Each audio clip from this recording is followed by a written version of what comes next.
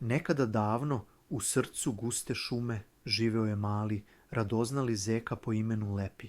Bio je beo kao sneg i imao je jedno uvo koje je stalno padalo na stranu. Lepi je svake večeri imao isti običaj, sedeo bi pored svog drveta i gledao u nebo.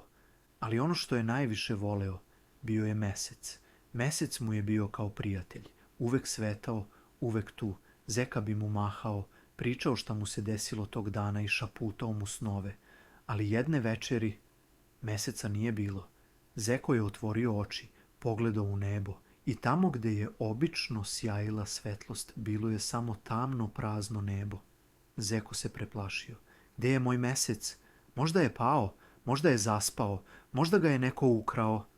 Odlučio je da ga pronađe. Prvo je pitao sovu. Sovo, sovo, jesi li videla mesec? Nisam, zečiću, ali možda je samo stidljiv večeras. Zatim je pitao Jelenka. Jelenče, jesi li video mesec? Ne, ali možda je otišao na more i mesecu treba odmor. Lepi nije odustajao.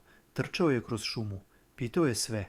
Lisicu, medu, pa čak i cvrčka. Na kraju je seo na brdašce tužan i umoran. I baš tada pojavila se prva svetlost na nebu. Mali, srebrni polumesec. Pa još malo, pa još. I odjednom, ceo mesec je ponovo zasijao. Zeko je skočio od sreće. Ti si se samo sakrio iza oblaka, viknuo je.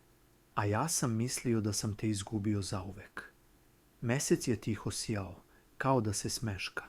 Zeko je legao u travu, obgrlio šapicama svoje uvo koje mu je padalo i rekao, dobro je, sad mogu mirno da sanjam.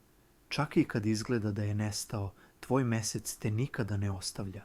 Samo sačeka da opet pogledaš ka nebu. Twinkle, twinkle, little star.